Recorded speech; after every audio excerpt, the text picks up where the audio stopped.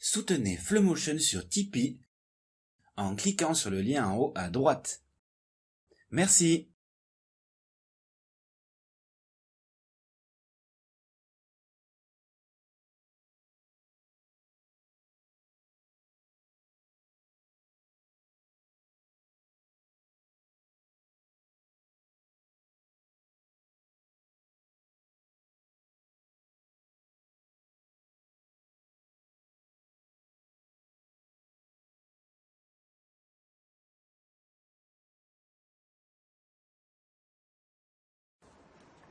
Bonjour. Bonjour messieurs. Bonjour. Vous êtes ici pour l'épreuve de production orale du DELF B2 junior et scolaire. Ça se passe en deux parties. Premièrement, vous allez nous présenter un exposé et ensuite on fera un débat. Oui. Ça va? Oui. Vous pouvez commencer. Oui. Alors, bonjour messieurs. Je tirerai au sort le sujet 1.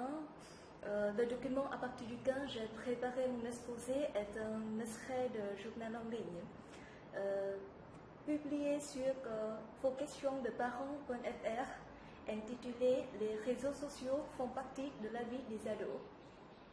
Alors, dans cet article, on déclare l'omniprésence évidente des réseaux sociaux, par exemple Facebook, Twitter, au quotidien des ados et l'accès facile aux jeunes.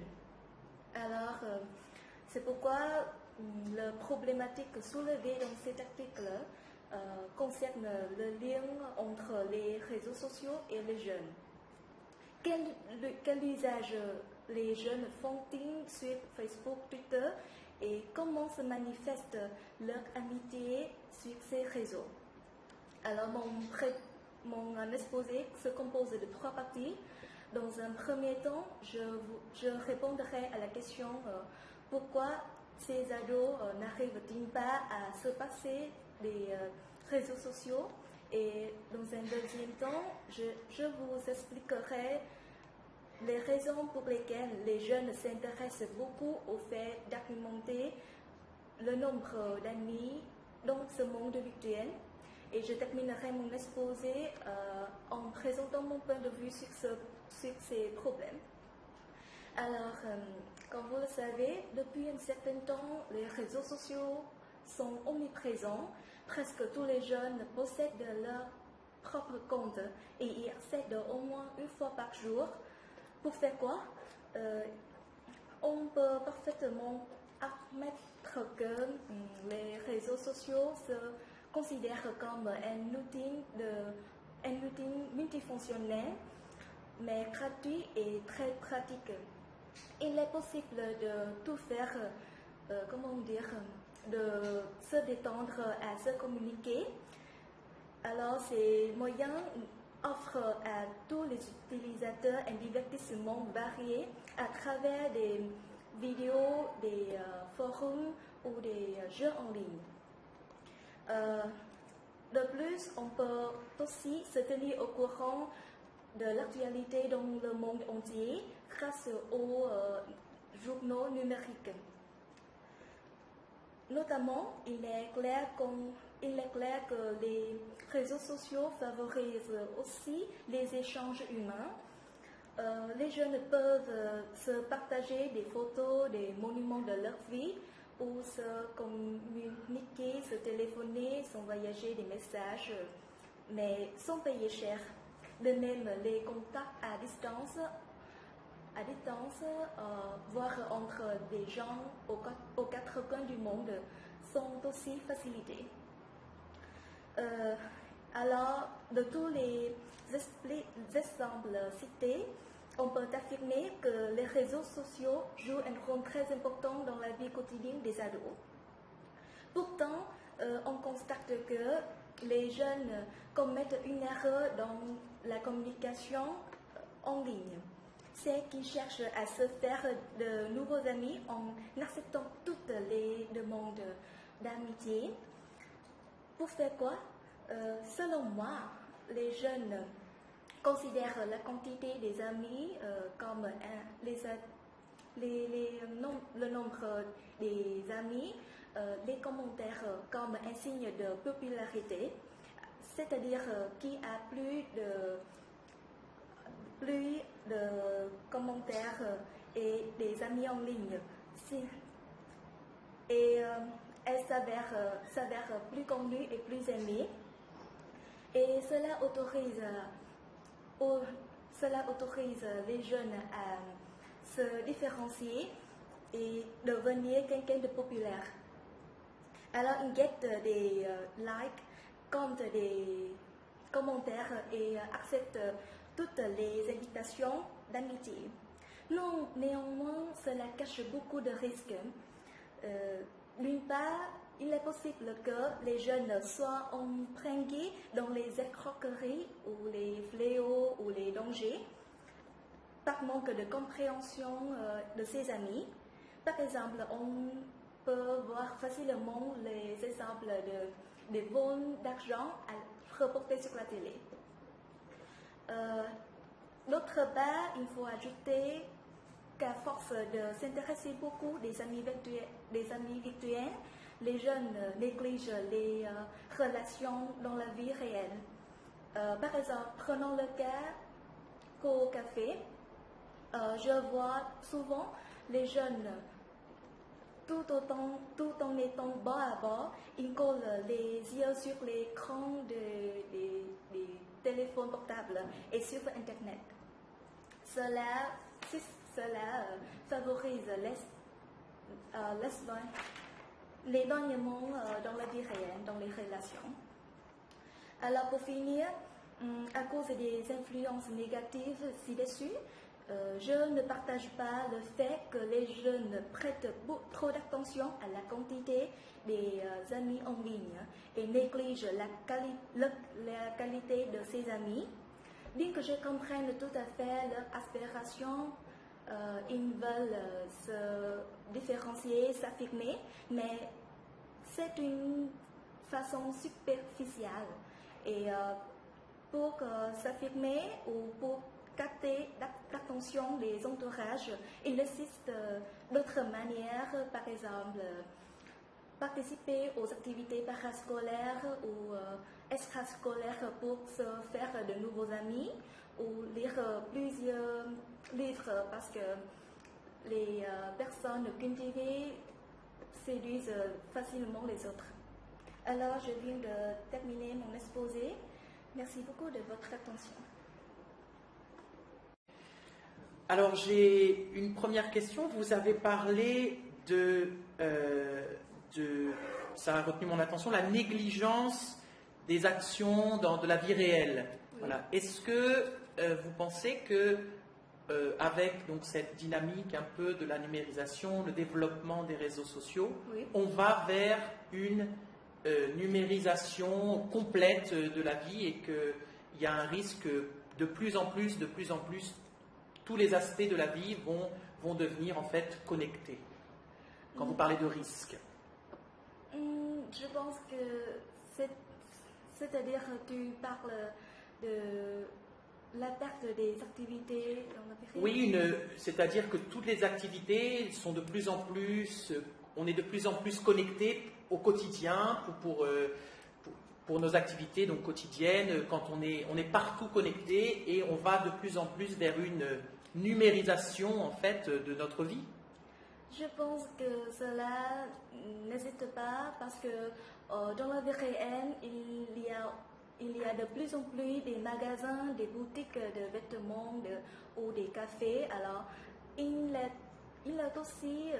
sont aussi plein de personnes, plein de jeunes. Mais l'aspect que j'ai dit, c'est-à-dire ça soit ils sont bord à bord, mais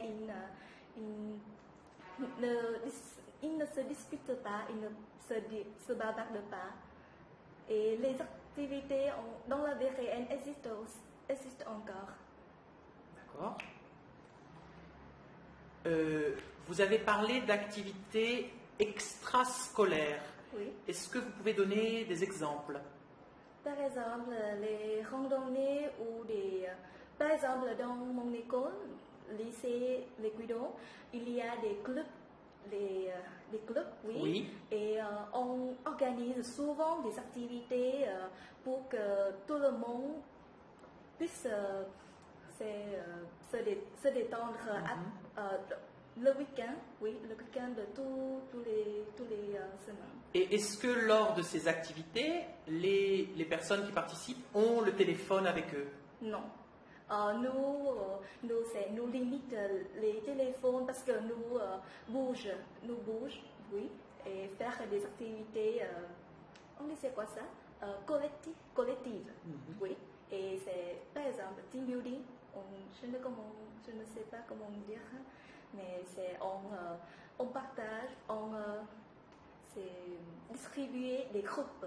Et oui, et nous devons faire des émissions. D'accord.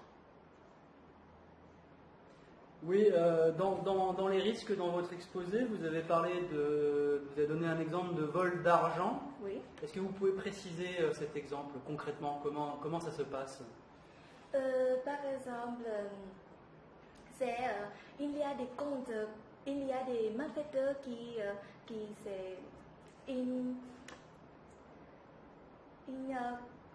ils volent des comptes de Facebook de chaque personne et ils envoient des messages pour les amis de cet l'utilisateur. Et par exemple, il dit j'ai fait quelque chose, par exemple, je n'ai plus le carte de téléphone, oui, et je ne peux pas je ne peux pas téléphoner à mes parents ou etc. Et alors les utilisateurs qui sont les amis envoient des codes de téléphone, de carte de téléphone portable. D'accord. Oui. Et d'après vous, comment on peut faire pour limiter ce type de risque? Je pense que pour ces situations, on peut affirmer la vérité. Par exemple, on peut téléphoner à ces utilisateurs et questionner si ce compte est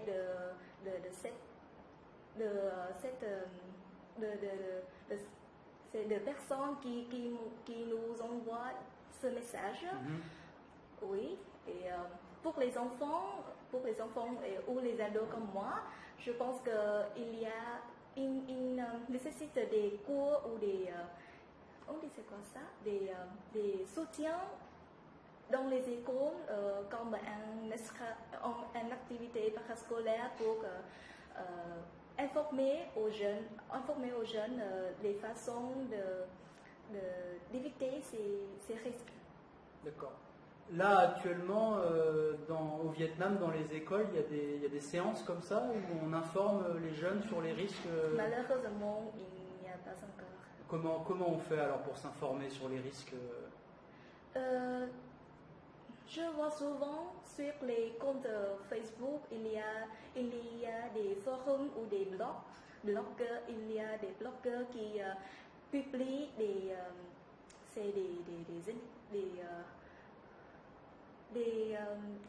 guides ou des guides pour informer les jeunes. D'accord, ok.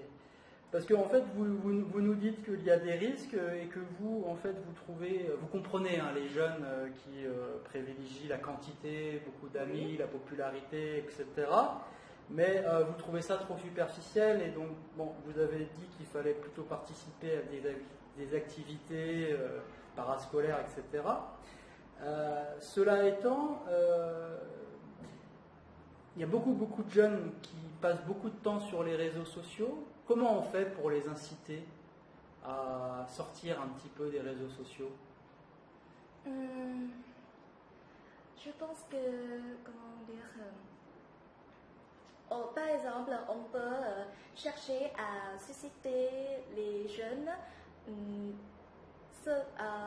selon leur goût. Par exemple, si ils ne veulent pas sortir parce qu'ils veulent rester à la maison et lire des livres. On peut organiser par exemple des marchés de livres ou des fêtes pour que les jeunes qui ont les mêmes goûts peuvent s'échanger leurs intérêts, par exemple. Oui. Et s'ils ne veulent pas, oui, on peut faire comme ça. Très bien.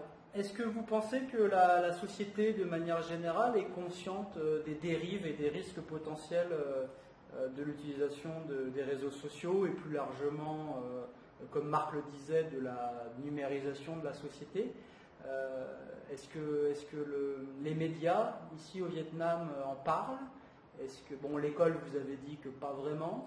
Est-ce que les parents aussi ont conscience de ça et peuvent informer leurs enfants? Mes parents, par exemple. Les parents en général. En général, la société, médias, parents, de manière générale. Est-ce qu'elle a identifié cette problématique ou pas?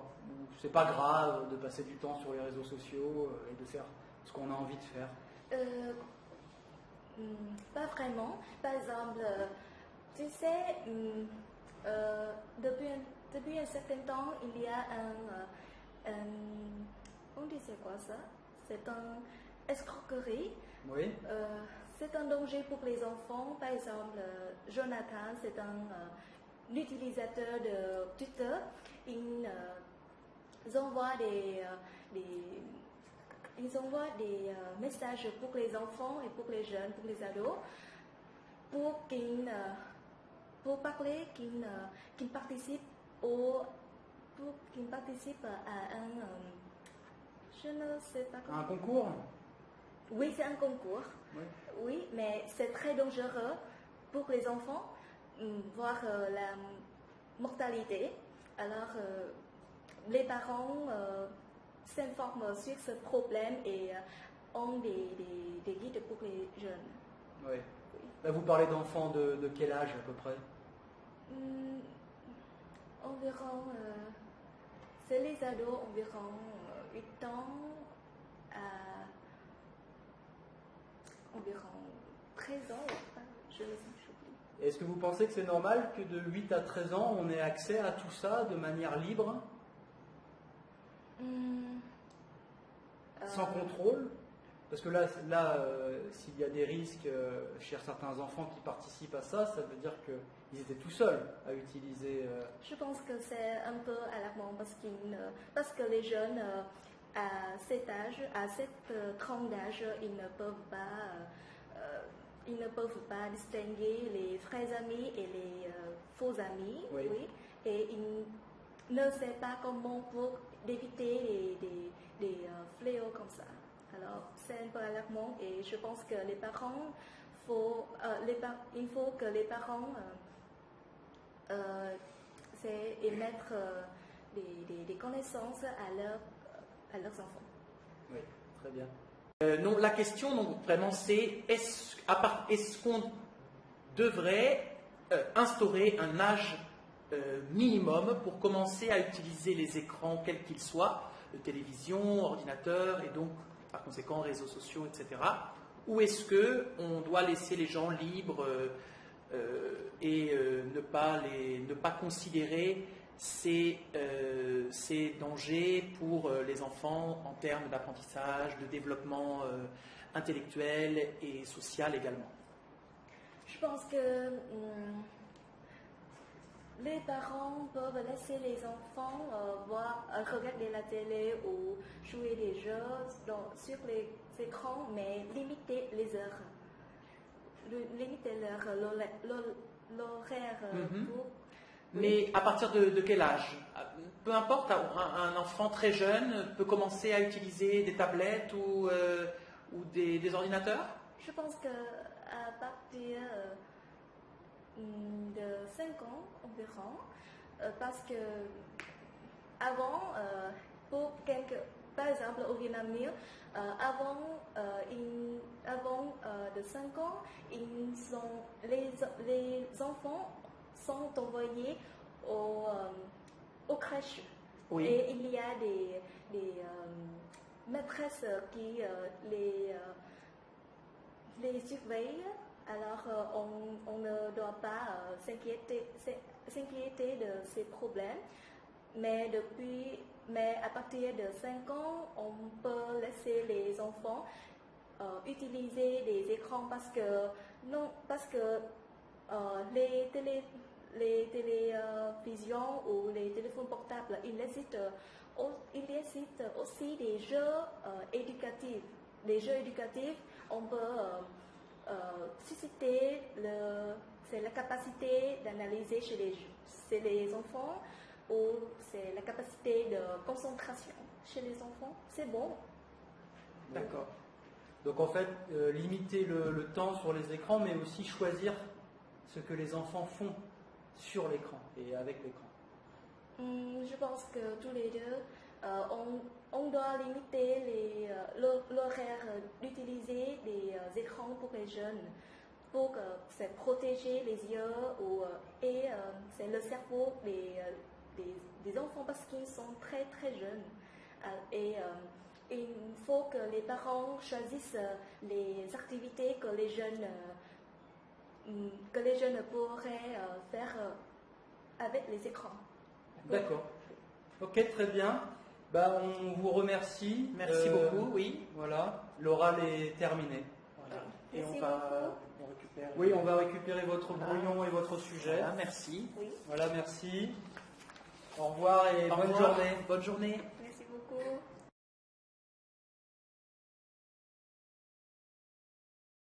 Soutenez Flowmotion sur Tipeee en cliquant sur le lien en haut à droite.